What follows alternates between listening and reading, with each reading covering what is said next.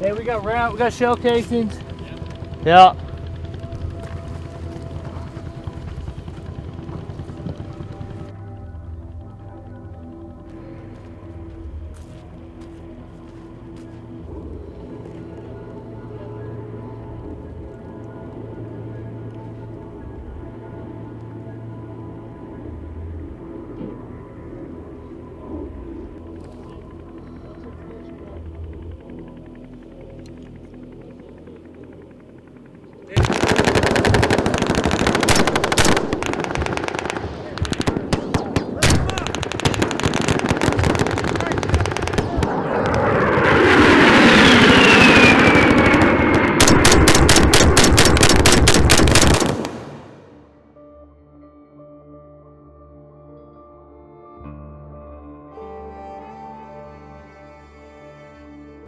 It starts out as something that you've trained for all your life, trying to make a difference.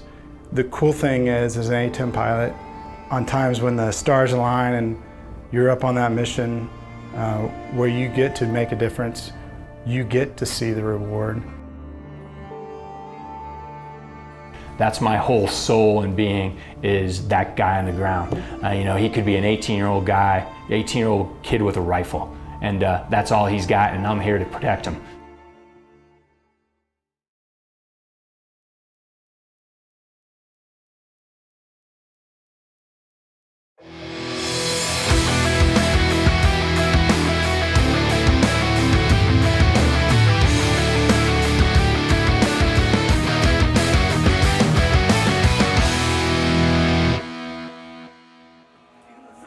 The first time I ever saw an A-10 was when I was in Army basic training at Fort Leonard Wood. So although I grew up around general aviation and knew a lot about civilian airplanes, I had actually never heard of an A-10 until I was doing road marches during basic training. How I got interested in the A-10, I can still remember it to this day. I was at a hobby store, because I, like a lot of kids interested in aviation, I built a lot of airplane models. And this was 1979. I was in high school and went to the hobby store, and they had a model of a Revell model of the for then brand new A-10. It had only been operational for a couple of years at that point. And I just saw it, and I can still remember to this day looking at the wall of models and just trying to pick what I was going to build next, and I saw the box and the picture, and I was like, what in the world is that? And obviously it's a pretty unique airplane. I mean, now we don't think about it too much, but back then, I mean, it was totally unique with the two engines mounted up high and the big gun sticking out of the nose, and it was just a very unique airplane. I said, what in the world is this thing? It initially got utilized as an anti-armor platform, and that's why some people call it the tank killer, because in that phase of its life, that was its main job. I was a first lieutenant. I was 26 years old when Desert Storm kicked off. The 26-year-old fighter pilot caught the nation's attention a few months ago when he and a partner shot down a record number of Iraqi tanks. You just never forget when you look down and realize that somebody's trying to shoot you down, and you've got to kill him first. We are very proud today to have United States Air Force pilot First Lieutenant John Barnes of Oakland Park, Kansas, throw out the ceremonial first pitch. It doesn't seem that long ago to me, but I know talking to a lot of the guys now, you know, it's been quite a while ago, and when you look at the airplane from then to now, it's pretty amazing the different upgrades and that we've gone through since then. The A-10 is the only airframe ever that was built entirely for this mission. Its sole purpose in life is close air support. Oh, come on, man. They're about to do a gun run. You need to get down. Let's go, buddy. Come on, man.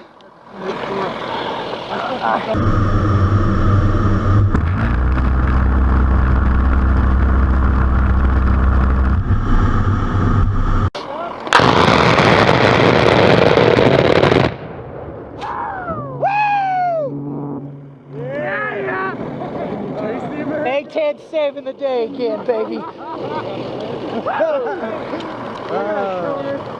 some people say it's the tank killer, but that actually isn't true. This airplane was designed as a close air support aircraft. The whole concept came out of the lack of capability of some airframes in Vietnam, and they said, hey, we're gonna learn from this war and build an airplane that is perfect for close air support.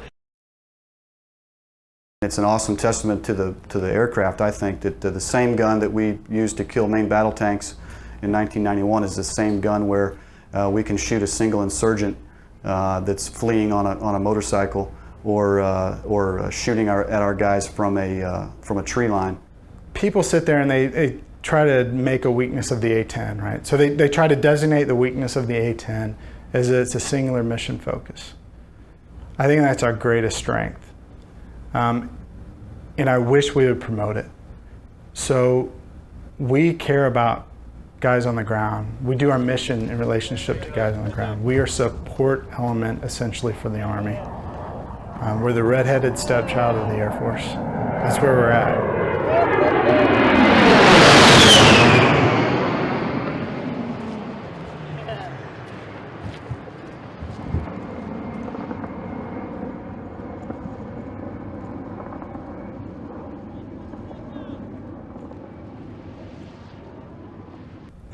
But that close air support expertise, when the A-10 is gotten rid of, or if it is gotten rid of, and you get all these multi-role fighters, you lose that expertise because it's not number one in the Air Force goals. It's not number one in the Army's goals. The only way it's number one is in the A-10's goals. That's where it's number one. And it's not a political statement. It's really not. It's more of, we care about the guy on the ground.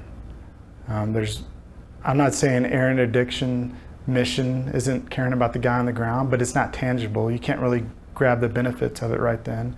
You're gonna wait a certain amount of time to see its effects. Air to air, how's that about the guy on the ground? Well, you're building air superiority, air supremacy, correct. But is the guy on the ground gonna see it, get the tangible benefits of it? No. Close air support is about the guy on the ground. Oh my God. And we're all laughing at this on camera.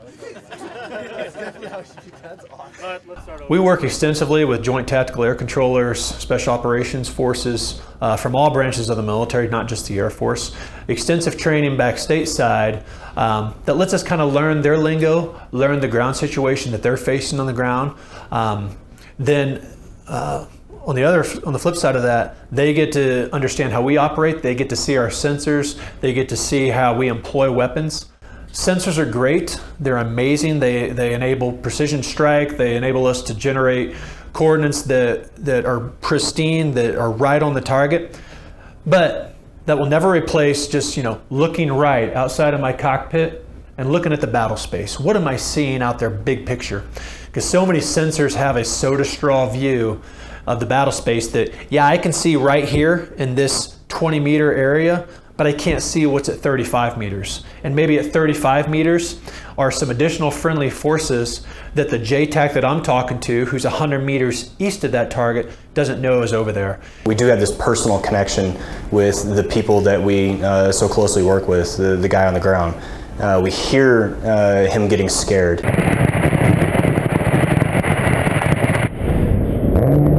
Request immediate re-attack, same remarks, same restrictions, from last hit, north 75 meters. We hear him getting excited. Here we go, that's it. Good hit, good hit, good hit! Dash 2, I need you in the same remarks, same restrictions. We hear the bullets flying. We hear him taking cover. We hear him breathing hard. And it becomes a very personal mission, especially when you start hearing about guys taking casualties down there. You take that hits very, very close to home. Nobody ever wants to hear that.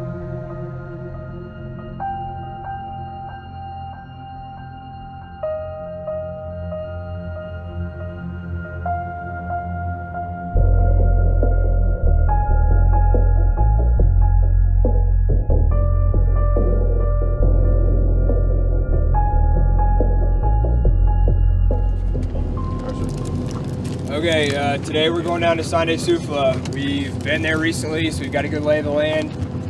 Keep in mind, Espondi's been pretty hot recently, and they've had some contact from the same area around Sande Suf.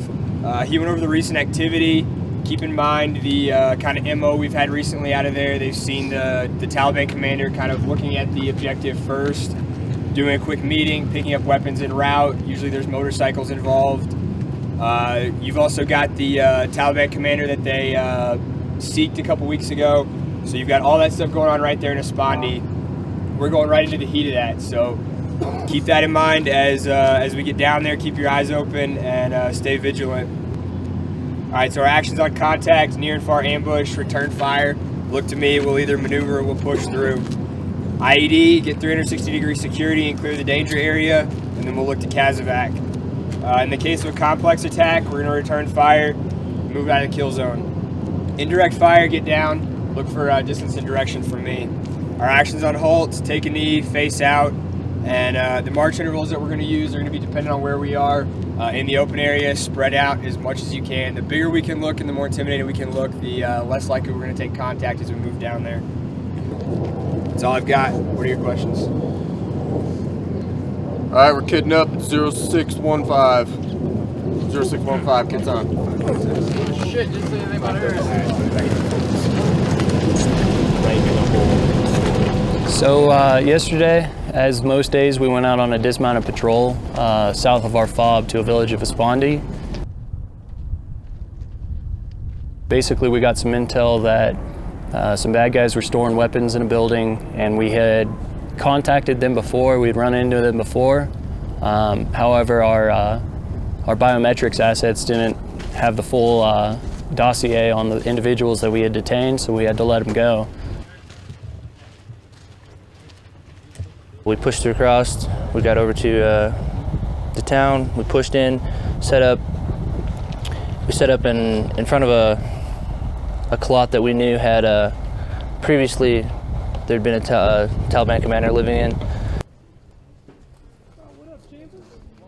Sit down. What up, Shotty?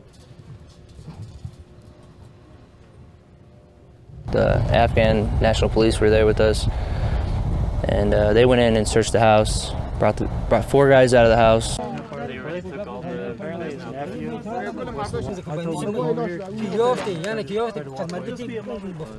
We questioned them tactically, like had them all separated from each other so they couldn't be talking while we were questioning them.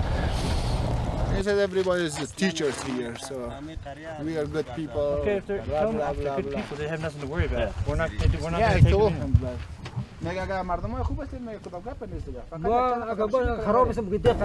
Guys that just their stories didn't match up. Unfortunately, we weren't able to detain them. We enrolled them in the Sikh. Before we left the town, we were getting intel reports that the Taliban were massing forces, which, I mean, it's a common report, you know. But it's one of those things that, you know, unless we have confirmed visual, we can't really do much. So we just had to continue moving back to the base.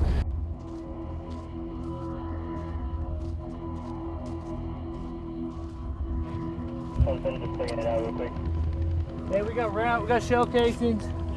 Yeah. But as we were headed back to the base, we had to cross about 2 kilometers of open desert.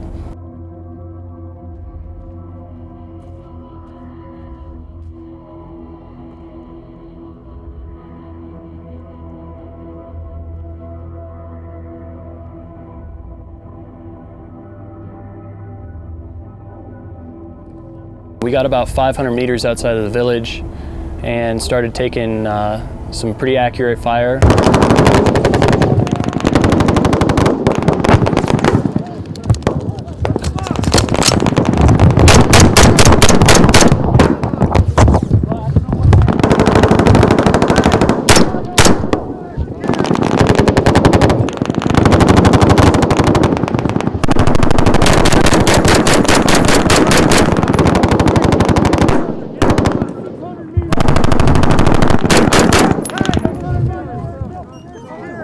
We were definitely in a huge open danger area, and there was no cover. I mean, there were people trying to find tire tracks to hide, to get a little bit of a defilade behind. Which tree line! Oh. Where? Got my tree line right there? Hey! One fucking tree line! Alright, hang on. You know, in that position, the best you can do is spread out, gain fire superiority, you know, and then wait for some air support.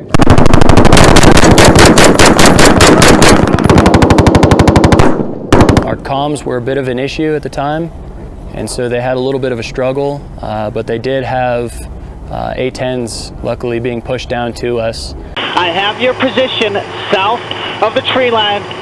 Luckily, the enemy broke contact first after some effective fire from our platoon, and we started RTBing.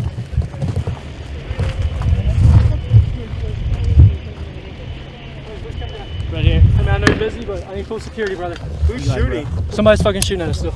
We were taking some harassing fire at that point, but luckily we had the A-10s on station to come in and do a nice show of force, which is always a clincher for the enemy because they know what that entails.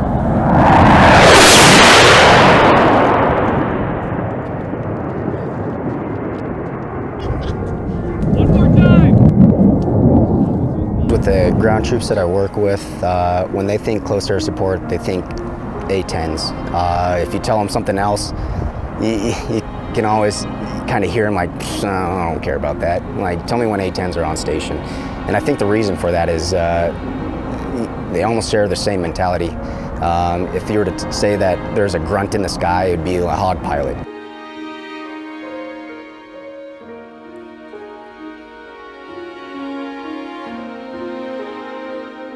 I am their JTAC, Joint Terminal Attack Controller. What I do is advise on air assets, capabilities, assist with those air assets as well as control them. If we need to go kinetic, we get some ordnance out of the sky and get bombs on target. Not having an A-10 around and its future in such an uncertain state is to me a shame. You know, for the Air Force to want to get rid of the A-10 to me is them saying there's no longer be any ground wars. To win a war, you need boots on the ground, and to have boots on the ground, you need support, and you need the right kind of support to have boots on the ground, and it's the A-10, honestly. Even sometimes just a sound, or just telling the ground commander, hey, A-10's on its way, or we have aircraft supporting that we hear 5 mics, and you ask what it is, you say, hey, we got an A-10 coming on. It picks them up a little bit. That sound is so distinguishable. Nice. It's good effect. It literally shakes the ground. It is amazing. You hear it first when it fires, and then you hear it echo from the gun in the sky. That sound right there just drives 11 Bravos nuts. It's amazing.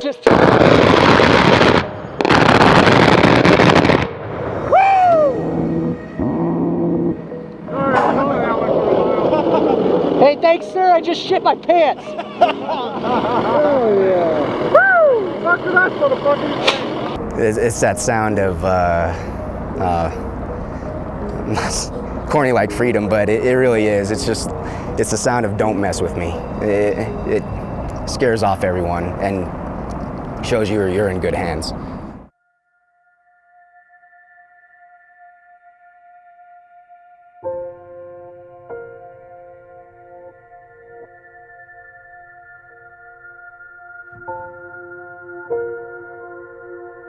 For me, having been in the Air Force since, commissioning in right after September 11th, and having known nothing but this combat theater over here in Afghanistan, I know that when you're talking to a 19 to a 35-year-old man on the end of a radio who's scared and just needs some help right then, he doesn't care about fiscal constraints. He doesn't care about big picture Air Force policy. He doesn't care about the next fancy weapon system coming down the pipeline. He cares about being saved right then and there. The job's important. Like I said, I don't have any problem sleeping at night doing stuff that would usually make your psychology a little bit off. I don't have a problem killing people and blowing stuff up because when I hear that JTAC get freaked out, if I had to kill a lot of people it's because that guy was trying to kill my brother in arms down on the ground. That's what I was born and bred to do in the Air Force. It's amazing to be in this job, to be able to know that through interactions with JTACs, that my job matters to people. I'm very lucky to be that way. There are very few jobs, I think, in the world that have that much real feedback from people to say, I appreciate what you do. It makes it, it's very humbling. It's that we are so trusted and liked by the ground forces. I think that's something that I'm very, very proud of. They love this airplane, and they trust us is the biggest thing. I mean, when you're shooting last night, we just looked at it, was between 65 and 100 meters away from the friendly guys, and for those guys to trust us to do that on a regular basis is very gratifying. I'm convinced that when the history books are written about my generation of aviators, there's no doubt that the A-10 will be a key point of what air power has provided in the world and in the global battle space. The evidence speaks to itself of what the airplane has done, so there's no denying what the airplane's capable of doing and what it's done for nearly 15 years straight. You've got a huge group of experts at what they do with a singular focus, and you can't really get that back once it's broken out.